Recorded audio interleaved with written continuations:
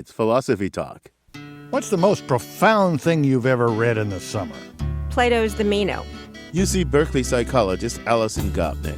It does what the best philosophy always does, which is it takes things that we just take for granted, like the fact that with only little bits of air at our ears and photons hitting the back of our retinas, we can understand mathematics, we can understand what's going on in the minds of other people around us, we can discover distant planets and quarks and leptons. How on earth is that ever possible? What books will you read this summer to make you think? In Search of Lost Time by Marcel Proust. Stanford literary theorist Joshua Landy. That combines an extraordinary intense meditation on all of the most important philosophical questions with an absolutely unique literary style that pays dividends in terms of what it does for the reader. It's our 8th annual summer reading list. Coming up on Philosophy Talk.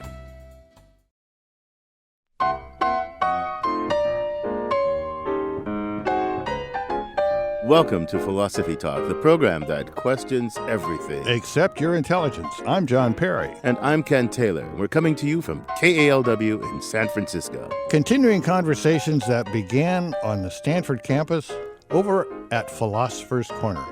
That's where Ken and I stretch out under the tree on the quad and read all summer long. Today, it's our 8th annual summer reading show. Every year, with the help of you, our listeners, we compile a philosophical summer reading list. Thought-provoking books for thoughtful people. We'll hear recommendations from a few of those listeners later in the program. And this year, we've done something special. We've invited a few of our most distinguished past guests to tell us about books that have transformed either their lives or their thinking. Now, if someone asked me about what philosophy book transformed my life or what book transformed my philosophical life, I'd say David Hume's Inquiry Concerning Human Understanding. It's a book of short chapters that exhibits what I call the power of philosophy, to take your beliefs and put them up where you can see them and ask you, why in the world do you hold these? And unlike Descartes, who does something similar at the beginning of the Meditations, Hume doesn't try to put them all back in shape. He just leaves them there. And mine have been hanging there for the rest of my life. How about you, Ken? What hardcore philosophy book would you most recommend for an ambitious summer reader? Well, I'll tell you what book most transformed my thinking, my philosophical thinking. And it's in some ways the opposite of your choice, John, because Hume was a great stylist and is a fun read. My guy is Kant. Immanuel Kant's Critique of Pure Reason. The first time I read that, it transformed my thinking like nothing else has since.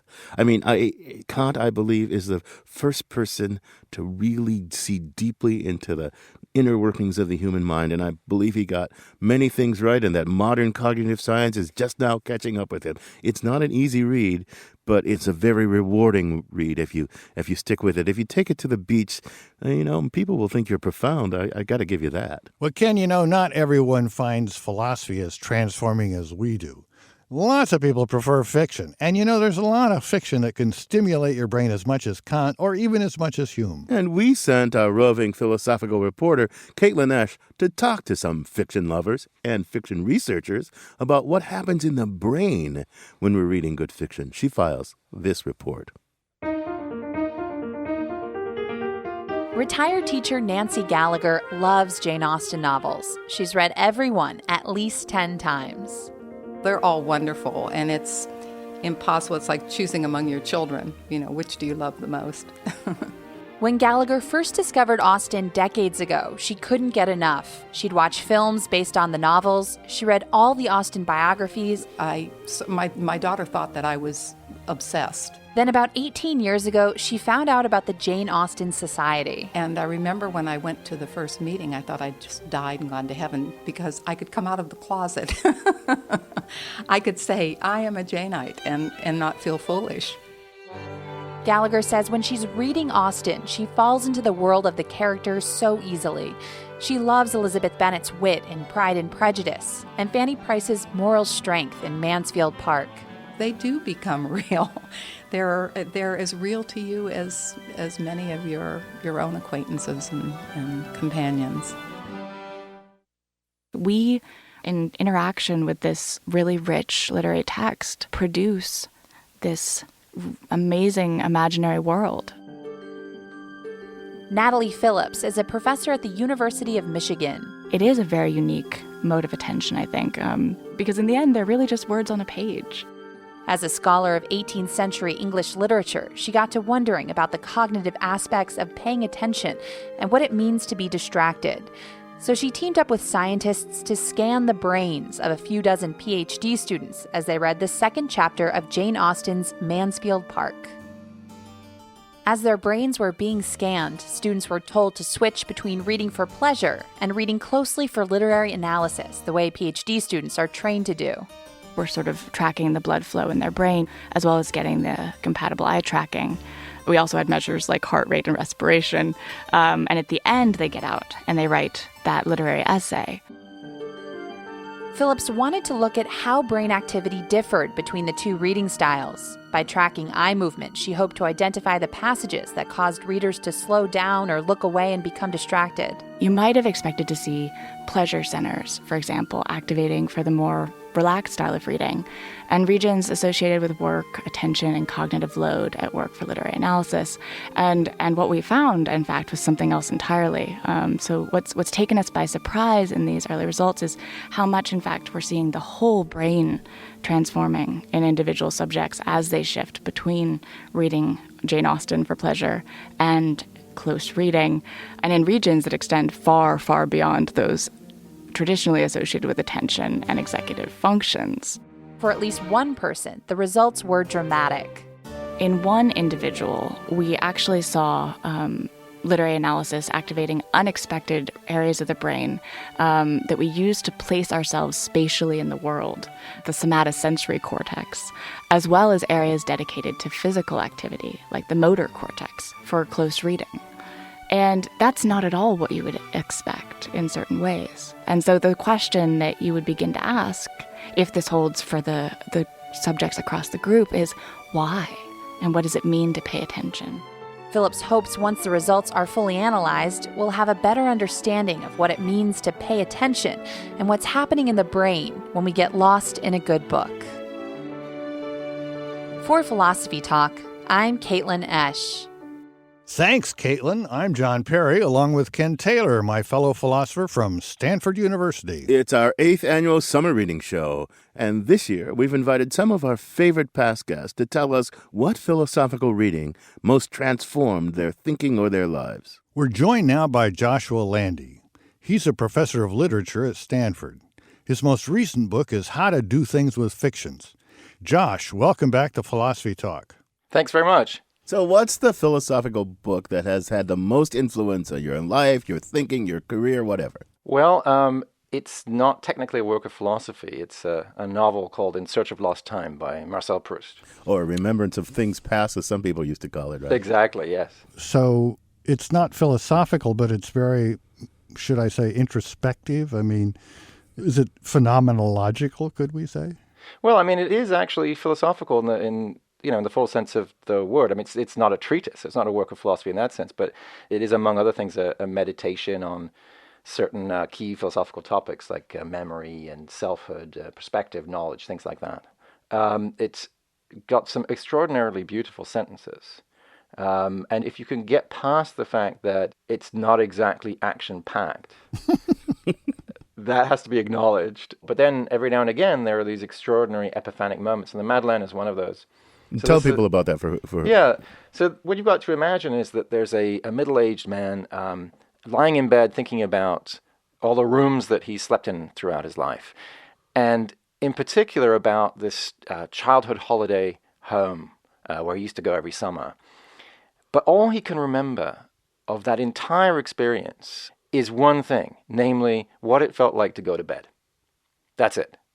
And then one day, he happens to eat a Madeleine dipped in a cup of tea, and the entire thing comes back to him.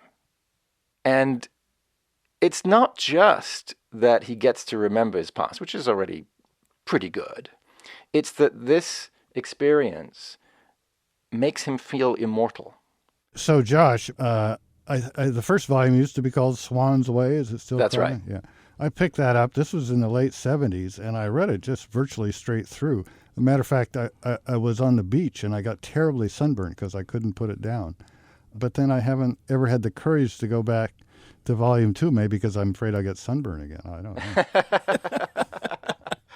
Well, there's a funny thing about that because Proust actually wrote a letter to a friend of his about the end of volume 1. I mean, and I say this partly because like a lot of people have the same experience as you of reading just the first volume or maybe having it assigned to them. He wrote a letter to his friend saying, the end of volume 1 is deliberately misleading. I have my character say something that isn't true.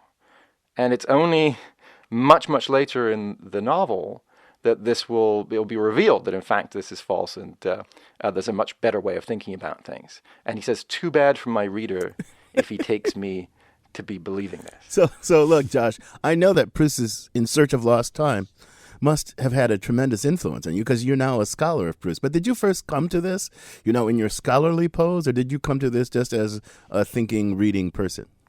Well, I was first introduced to it as an undergrad and came back to it in grad school. So I suppose I was sort of on the way to being a scholar, but certainly didn't seem early on as though it would ever form part of my scholarly work. And I genuinely didn't like it at first. I mean, it was, it was a humbling experience for me to realize just how wrong I could be about a work of literature. So what made you want to spend a significant portion of your scholarly career thinking, teaching, writing about, rereading, publishing about this book? I mean, what was it about this book? Ken, what this book really does is it combines an extraordinarily intense meditation on all of the most important philosophical questions with an absolutely unique literary style. So let's start with something that's dear to John's heart, the question of the self. This is something that's front and center in this novel. The problems besetting any notion of unified selfhood, both consistency across time and coherence in any given moment, and the really interesting range of solutions that the novel seems to want to propose. So, I mean, given that he's French, should we assume that his starting point is sort of Cartesian, or given his approach, is he more of a Humean, or how would you characterize him regarding the self? First of all, Proust is a perspectivist. So he believes that individuals see the world differently. He has this beautiful line that's often quoted. The narrator in the novel writes, "Thanks to art, instead of seeing one world only, we have at our disposal as many worlds as there are original artists, worlds more different one from the other than those which revolve in infinite space." So this is a perspectivist way of thinking about the self.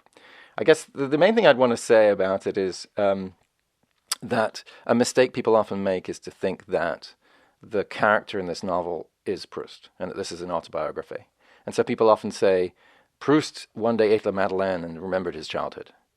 That's not true. Actually, the difference between Proust and the character in the novel is something that's very important. It's actually very important to the functioning of the novel. And that's why, it's not a treatise. It's not, in the strict sense, a work of philosophy. It's a very interesting mix of things because you are getting some claims and you are even getting some arguments, but you can't always trust that those claims and those arguments belong to the author. And you actually have to do a little bit of work to figure out which ones can and which ones can't by looking at whether there might be counterexamples, by looking at whether there might be counterclaims. In a way, one of the things his novel does is to prove one of his central claims, namely that people can be much more interesting in their writing than they are in their life. I was going to say, we might not want to spend a lot of time with Proust the person, but with Proust's thoughts as expressed in the great novel In Search of Lost Times. You're telling us we should dwell with this novel. I mean, you've dwelt with this novel, and you're here telling us this is one of the most influential reading experiences in your entire life, isn't that? Absolutely. I mean, I don't know if it's beach reading, except for John, and it certainly might take more than one summer, but it's arguably the greatest philosophical novel of all time. Well, this has been great, Josh. In Search of Lost Times has always been high on my to-read list, and after this conversation, I'm going to move it right up to the top. Maybe I'll tackle it this summer. Good for you, Ken. Thanks so much, you guys. It's been a real pleasure to be with you again.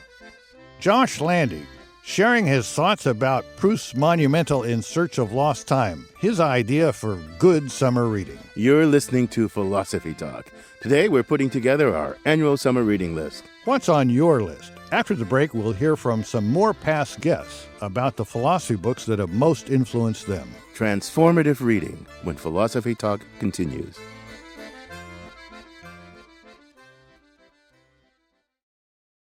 One day I read a book, I can't remember when, but one of these days I'm gonna do it again, yes sir. One of these days I'm gonna do it again. It's the Summer Reading List edition of Philosophy Talk. I'm John Perry. And I'm Ken Taylor. If you were going to read just one philosophy book this summer, what would it be? We put that very question to some of our favorite past guests. We're joined now by Alison Gopnik, UC Berkeley psychologist. Her most recent book, The Philosophical Baby, What Children's Minds Tell Us About Truth, Love, and the Meaning of Life. Alison, welcome back to Philosophy Talk. Always glad to be here. So, Alison, we're asking people what has been the most influential on their life, their thinking, whatever, philosophical reading. So what's your nomination for the most transformative philosophical reading you've done? Well, that was a hard question, but I ended up coming to one of the earliest philosophical discussions, which is the discussion of knowledge in Plato's The Meno. And the Meno is a fantastic piece of philosophy for a lot of reasons, but it's an especially fantastic piece of philosophy for me because it's the first one that really articulated the question that is at the core not just of philosophy of mind and epistemology, but of the entire discipline of cognitive psychology, machine learning, cognitive science, which is how is it that we can ever come to know anything about the world around us? Well, now, as I remember the Meno, Socrates questions his slave boy and coaches him through some mathematical knowledge, which Socrates doesn't tell him. He just coaches him.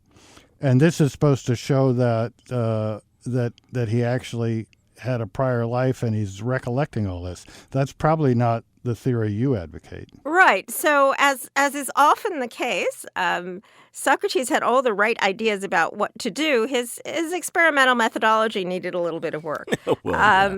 But in fact, frankly, compared to most of the philosophers in the 2,000 years after that, Socrates had a wonderful insight. First of all, he had, as good philosophers do, an insight into just how deep the problem was. How is it that something like the kind of abstract mathematical truths could ever be learned? And he had the brilliant idea that looking at children, and particularly looking at an uneducated child, a slave boy, and seeing what their knowledge was like, would be the right way, the right technique of answering the question of where knowledge came from. You're a developmental psychologist, so you would be impressed with somebody who said, all this fancy stuff that we think we know, it begins in childhood, it's sort of innate. I just want people to know that you're not alone in being impressed with Plato's Meno. I mean, Chomsky, Fodor, Leibniz, some thousand years later. I mean, this is a big watershed intellectual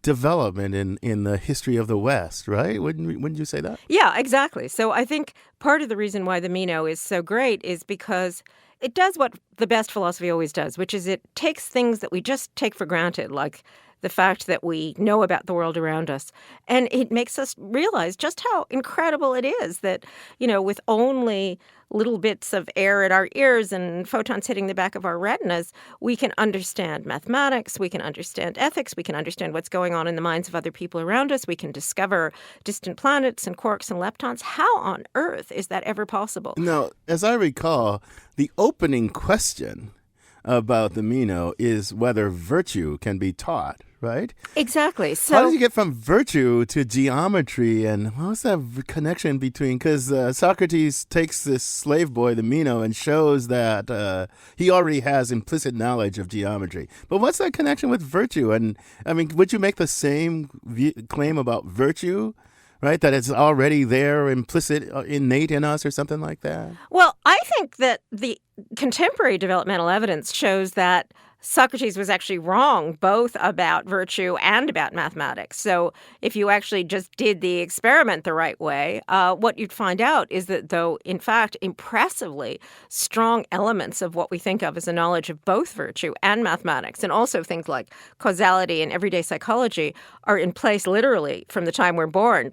But equally, what we've discovered is that children, which means all the rest of us, are learning about things like virtue and mathematics and intuitive psychology and causality just in the course of our everyday interactions with the world. So you don't accept the kind of broad theory that Plato seems to be groping his way toward in the Meno. Plato, never kind of conclusively says this, but he's trying to get us to believe that we must already know this, otherwise we couldn't learn it. So in some sense, we don't really need to learn it. What we really need to do is recall it. And people took that to show some kind of nativism. You're not so much impressed by the theory, it sounds like, but by the question and seeing that the question was a hard, deep question. Is that a fair? Well, I think there's two things. One of them was seeing, in fact, that the question was a hard, deep question. And the other was seeing a method, seeing that what Socrates did was he asked the question really clearly for the first time, and he thought actually in a way that many philosophers haven't, about what kind of empirical data, what kind of studies you could do that would actually answer that question.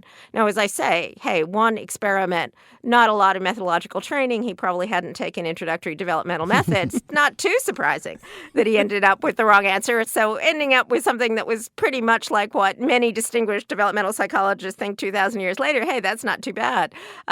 Even if I think it was a slightly oversimplified picture of what the answer was going to turn out to be. This is Philosophy Talk, and this is our annual summer reading show. We're talking to Alison Gopnik about her recommendation, and she's picked out Plato's brilliant dialogue, the Meno.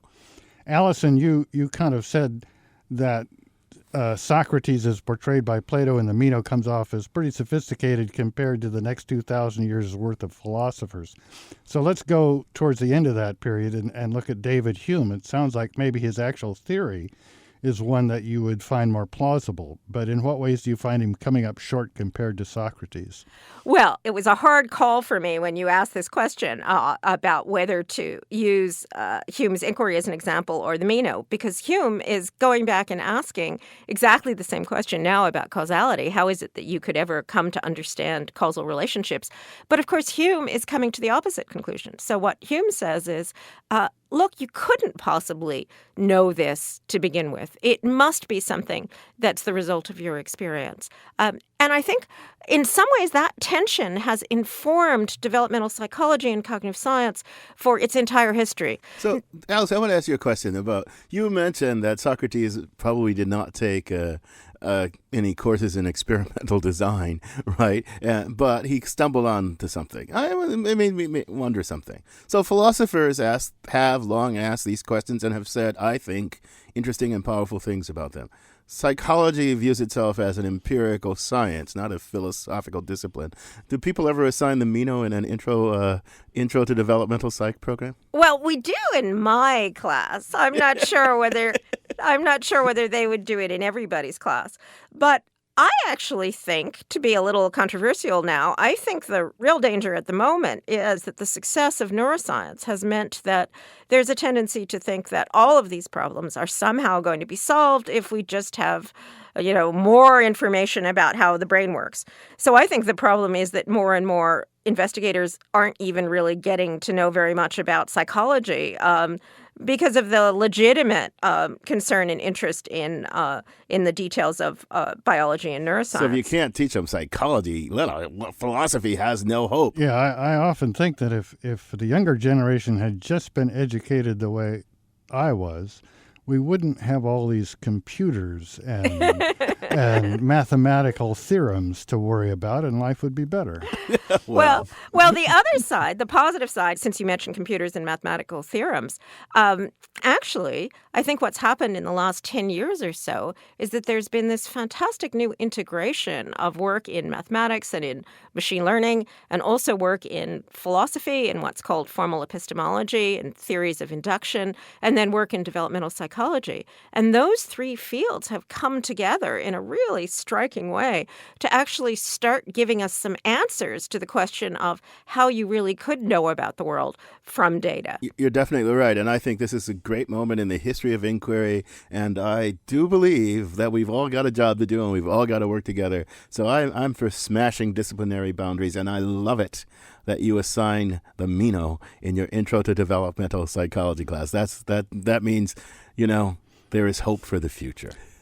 So Allison, this has been a great conversation, and thank you so much for joining us again. Thank you so much. I always love being part of Philosophy Talk, guys.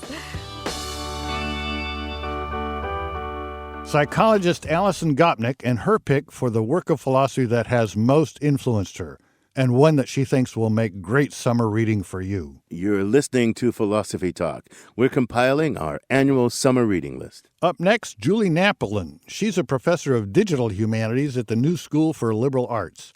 She's also one of our former roving philosophical reporters. And she's going to suggest a book that has transformed her and might transform you. Julie, welcome back to Philosophy Talk. Hi, thanks for having me. So, Julie, we want to know the most transformative philosophical reading you've ever done. You've got a nomination for us? A book that I continually come back to year after year is Descartes' Meditations on First Philosophy.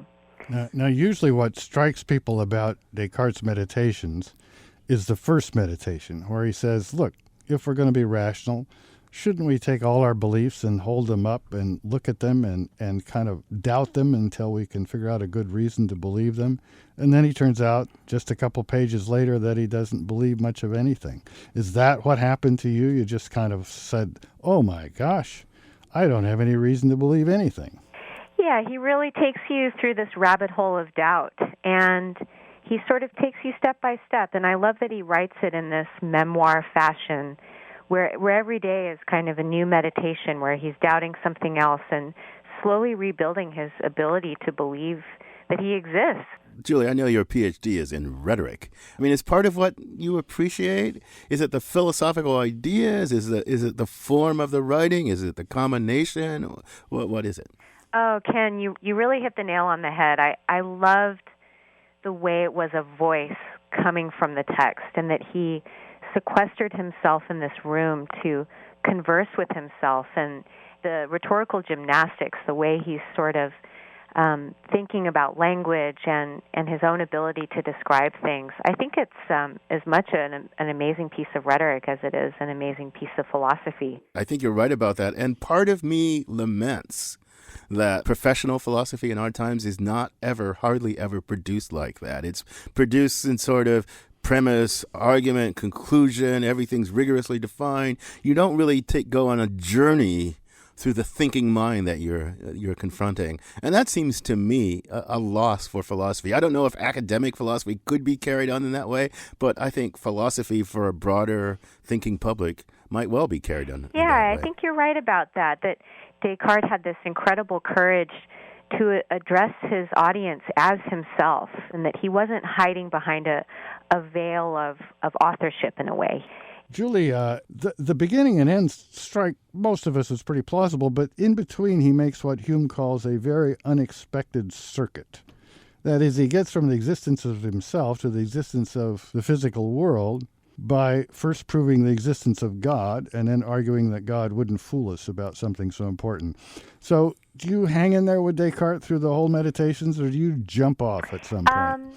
Well, the philosopher in me jumps off at a certain point, but the rhetorician in me hangs in there with him, because that he has to write a story for himself to make manifest his own ability to believe is an incredible literary moment as well as a philosophical moment.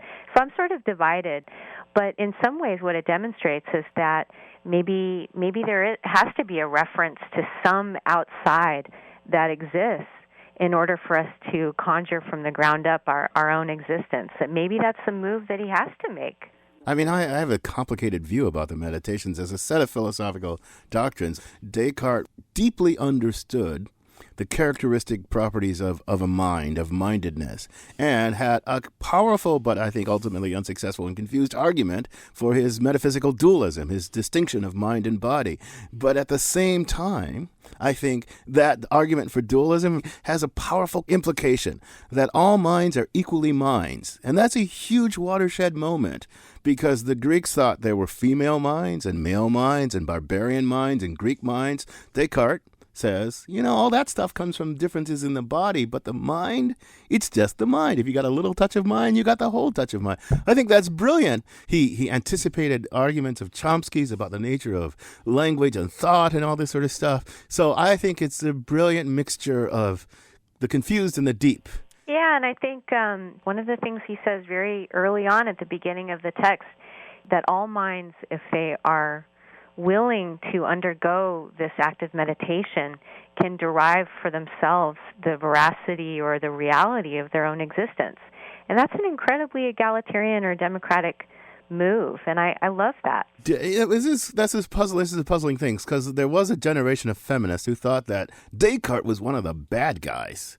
What do you think of that line of feminism? I think another way of putting that line of argument is that in some ways Descartes values the mind above the body, and historically speaking, women have been associated with the bodies. So to say that the body is lesser in some ways implies that it's feminine, or that's why it's lesser. Right. Though we attribute to him a mind-body dualism, I think that there are moments when he himself is a little confused about that. And he says at one point, my favorite line is, "How can I deny that these hands and this body are mine?" And you get this image of him sort of looking at his hands and feeling totally connected to his hands as a philosophical moment. So I think that Descartes actually was a little more ambivalent on this point than we give him credit for. Descartes didn't spend all of his time in a room alone meditating. He liked to stay in bed till about 11 or noon and have a nice breakfast served to him by his mistress. How much intertwining between his mind and her body they got into, we don't know. But he wasn't just totally cerebral. Well, and of course he wrote Passions of the Soul, which is this amazing treatise on all of the various emotions that human subjects feel, and he drew little pictures of what the face looks like when feeling these emotions. But, he gave himself this problem. He made the mind and body metaphysically distinct, and a very precocious Princess Elizabeth said to him, "You got a problem, dude. I mean, you got mind and body separate, but how are they going to interact?" And so he had to say these things to get mind and body back together again. But, that gets into the deep problems with Descartes' philosophy. But as a philosophical writer, I agree with you. The Meditations is just a brilliant literary philosophical performance. Yeah, absolutely. That's how I feel about it as well. It's a great piece of writing, and it's something you can return to again and again. So your advice is take Descartes' slim volume, The Meditations, to the beach with you. Get yourself into a kind of introspective reverie, but set the alarm so you don't get sunburned. Yeah, you can read one meditation per day. Okay, thank you so much for joining us, Julie. It's so good to talk to you again. Too. Thanks so much for calling me. Julie Napolin from the New School for Liberal Arts. We're compiling our 8th annual summer reading list. This is Philosophy Talk. In our next segment, we'll hear suggestions from listeners from around the country about what they recommend for deep summer reading. More summer reading picks from you, our listeners, when Philosophy Talk continues. I like to go out dancing. My baby loves a bunch of authors. We'll be together for ages. Eating and sleeping and und sleeping und turning pages. Yeah! It's our 8th annual summer reading radio show. I'm John Perry. This is Philosophy Talk, the program that questions everything except your intelligence. I'm Ken Taylor. Let's hear from some of our listeners about what they recommend for philosophical summer reading. Joshua in Toronto, welcome to Philosophy Talk. Thank you. It's a pleasure to be here. So, Josh, you got a summer reading recommendation for our vast listening audience. What is it? I would recommend a book called The City and the City by a British writer named China Miéville. China Miéville. How do you spell Miéville? That is Mieville. What kind of, is this a novel? Yes, it's a detective story set in a vaguely Central or Eastern European city, which is in fact two cities, one city kind of superimposed on another city. And the detective, in order to solve a murder story, has to cross over from the city he lives in into this other city, which is at the same time still the same physical space that he's always inhabited. So, Josh, I want you to convince me as a philosophically reflective person that this belongs near the top of my philosophical reading list. Well, I would say that it belongs at the top of your reading list because, first of all, it's a very, kind of sparely written, very engaging crime story that kind of pulls you in. It's kind of hard-boiled style. And it has this philosophical depth because the person is really reflecting on the ways in which power draws and enforces boundaries. As I said, it's a kind of police procedural. So it opens with a dead body being discovered, and through various stages of this investigation, they uncover the political forces by which the single city then became divided into these two parallel cities. So there's murder, there's conspiracy, there's all kinds of twists and turns, embedded in this novel. So which of my favorite fictional detectives is this guy most like? Maigret or Hercule Poirot or Miss Marple or Sam Spade or who? That's a great question. He is a man in his maybe late 30s, early 40s. A youngster. Kind of a youngster, but he's not the cynic that you would associate with Chandler or Dashiell Hammett. He's still kind of a curious person and a compassionate person. So he doesn't exactly fit the hard-boiled mode, but he can also be quite sharp and quite cynical at times. He's a very, very complex character, but very sympathetic. Very sympathetic. Is he our philosophical consciousness in this novel, or is it the disinterested narrator or something? Who's the philosophizing through? His thought process? It all comes from this main character. It comes through his narration of his thoughts and his reflections on what it means to be a citizen of one city and what it means to pass through and see this other city, this other world. Okay, so give me a visceral feel for the kinds of thinking this hard-boiled, you said he's not so hard-boiled, this very thoughtful soft-boiled detective engages in. Tell me something he thinks about, and tell me something startling that he reveals to us about through his thought process. I guess the most interesting thing that he thinks about is how he has been led to think of the narrative history of his city and this other city, this kind of shadow city, as this kind of immutable truth that he has to simply accept, and its laws that he has to simply obey.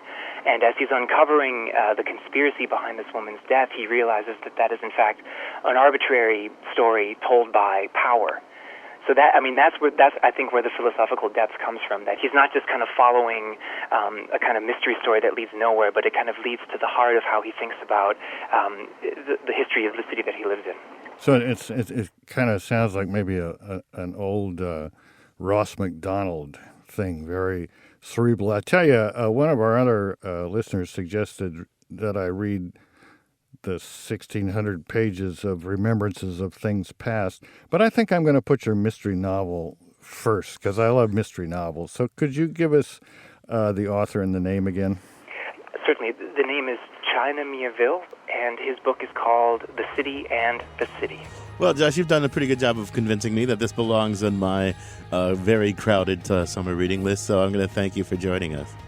It was a pleasure. Thank you. Thank you, Josh. You're listening to Philosophy Talk. We're putting together our annual summer reading list. We're getting suggestions from some of our listeners from around the country. Amy in Mountain View, California. What's your recommendation for philosophical summer reading? It's called I Am an Executioner, and it's by Rajesh Parameswaran.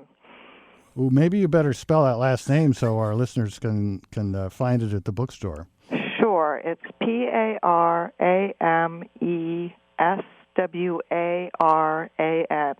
Parameswaran. Okay, just like it sounds. So tell us what happens, or a little bit about what happens, and why it's philosophically meaningful to you. Well, it's a book of short stories, and I first came across a short story from the book in the magazine Granta, and it's called The Infamous Bengal Ming, and it's about a Bengal tiger who's in a zoo. And when I read it, it struck me that it was about the life which is unexamined.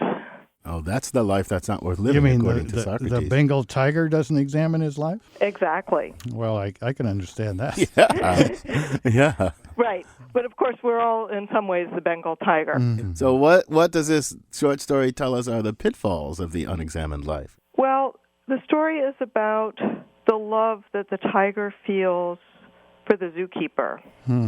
But the tiger doesn't understand who he is, his own power, and who his beloved is. And that's part of the pitfalls of not having an examined life. Because if you don't know that you're meant to be a wild animal, but instead you're in captivity, then you're not really your authentic self. Oh, good. So I'm glad you see, because the tiger doesn't fully recognize its own captivity. Its love of the zookeeper is a form of species self-hatred, right? And if it lived an examined life, it would say, I deserve to be free. I'm made for the wild savannah. I want to run free. I want to hunt. I won't want to be fed your grub. Right. And I guess what happens is this story is the cusp of the moment where the tiger begins to realize that he is a wild animal. So it's the coming to full self-awareness and full self-ownership. Right. Yeah, so that is it. That is a nice metaphor for a well-lived human life, I think. The other story, it's a very varied book. The title story, I Am an Executioner, is about a man in an arranged marriage, and his job is that he is an executioner. And his new wife finds out what his job is and is horrified. You can understand her point of view. Absolutely. So this sounds like, this sounds like maybe It Too is about a kind of existential crisis? Is it a focus on the wife and her coming realization, or the executioner and how he copes with the wife, or what? It's the latter, the executioner and how he copes with his wife. He had assumed that so long as he went to work every day and did his job well, that he was a good man. But of course, his job was to execute prisoners, and he never questioned whether or not they deserved to be executed. You brought to mind for me a scene from Schindler's List. There's this list maker who makes a list of who can work and who can't work and all this sort of stuff, right? And it just focuses in detail on this officious-looking man, well-dressed, straightening his tie, setting up his table, sitting down, taking out his book, and then he looks up, and there's a line of Jews, and he starts making his list, right? But it's just this kind of thing. I go to work, I do my job, I serve evil, but I don't reflect. But it sounds like your executioner, unlike the list maker in Schindler's List, is brought up short and brought to some kind of reflection and self-awareness. Is that right? Right. Again, through the eyes of a significant other, he begins to see himself in a new way. So, Amy, it's a great recommendation, and I thank you for joining us. Remind us of the title and the author of this fine collection of short stories again. It's called I Am an Executioner, and it's by Rajesh Parameswaran. So thanks so much for joining us, Amy. Thank you, Amy. Thanks. Let's get another listener's recommendation for philosophical summer reading. Albert in Connerstown, Virginia. Welcome to Philosophy Talk. Well, good day to you. You've got a summer reading recommendation for our listening audience, so why don't you tell us what that is? Sure. The book is called Answers for Aristotle, and the subtitle is How Science and Philosophy Can Lead Us to a More Meaningful Life by Massimo Pigliucci, and that's my very poor Italian there. We had Massimo on our show. He's a very thoughtful guy. So, but tell us about his book. How does Aristotle come in? Does Aristotle set the questions for each chapter, or what? Well, not quite that structured, but he does refer to virtue ethics, which is the Aristotelian contribution. Right. Now, so I remember talking to Massimo when he was on our show about whether philosophy is obsolete, whether science has just replaced philosophy, and whether there's room for philosophy and philosophizing in the contemporary age. Does this book of his touch on those kind of issues? It does talk on those issues, and I think it just does a heck of a job of interweaving philosophy and the neuroevolutionary biological information that we're getting from science. So it's just page after page after page of very clearly expressed reports about various tests and experiments, and literally probably upwards of 100 different tests and scientific observations, and he weaves that into talking about consequentialism or utilitarianism, the deontological approaches, and the virtue ethics of the Aristotelian school, and just he does such a wonderful job of interweaving these two and making each contribute to the other. So, Albert, you sound like you are more or less convinced that although science and philosophy are deeply related, science doesn't trump philosophy. They can cooperate rather than science replacing. Some people think that science has replaced religion, and some people worry that philosophy is being replaced by science, and that all questions are scientific questions, and that there are no meaningful questions that aren't scientific. It doesn't sound like you believe that. It sounds like you're on Massimo's side here. Is that right? That would be right, and I would say it this way. Science helps us understand and get a handle on experience, but there's a couple of questions that science doesn't answer that I think philosophy needs to be used. One of them is, what is the right thing to do? And another one is, how are we going to live the best way? So science can't tell us the answer to those two questions, but it certainly will provide a lot of information about how to go about making the most of the tools that we have, our brains, our physiology, and our ability to think. I think you made a very strong case for this book. I intend to read it this summer. Could you repeat the author and title for our listeners? Sure. The author is Massimo Pigliucci, which again is poor Italian, and it's Pigliucci. The name of the book is Answers for Aristotle, and the subtitle is How Science and Philosophy Can Lead Us to a More Meaningful Life, and you'll find it on Amazon, Barnes & Noble, all the other websites that I could look on. It's there. Plus your local bookstore, maybe. Yeah, maybe. So thanks a lot, Albert. Thanks for listening to us, and thanks for the recommendation, and I hope you have a good summer. I will, and we're all lucky to have you folks. Thank you so much. Thanks a lot, Albert.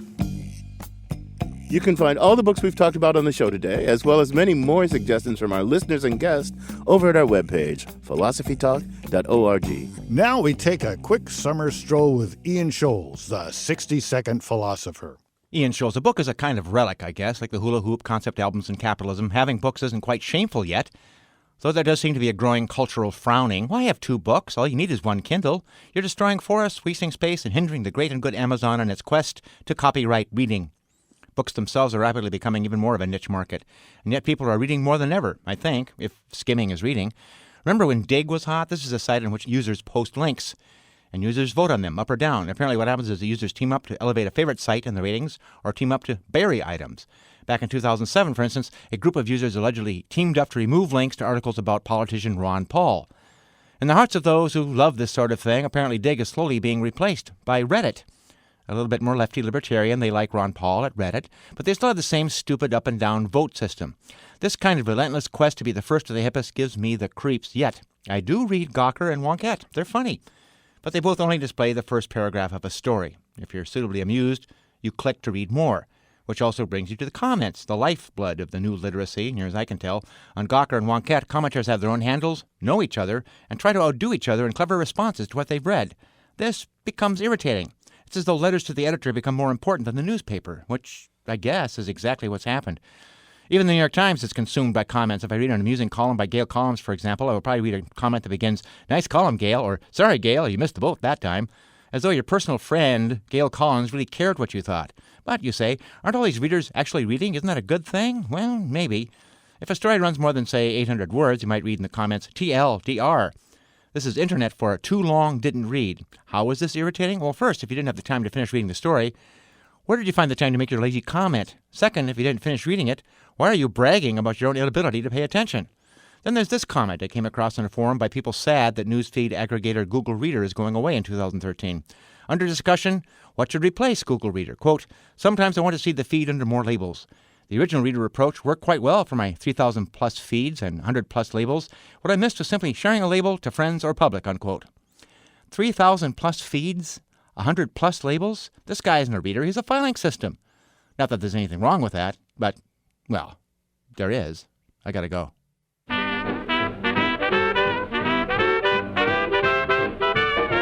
The Wisdom of the Ages, in a nutshell, from Ian Scholes, the 60-second philosopher.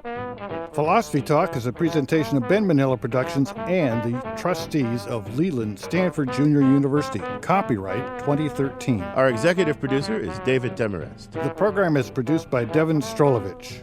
Laura McGuire is our director of research. Thanks also to Chris Hoff, Merle Kessler, Dave Millar, Jimmy Tobin, Tran, Carola Kreitmar, and Mark Stone. Support for Philosophy Talk comes from the Templeton Foundation and also from various groups at Stanford University, the Friends of Philosophy Talk, and the members of KALW San Francisco, where our program originates. The views expressed or misexpressed on this program do not necessarily represent the opinions of Stanford University or of our other funders. Not even when they're true and reasonable.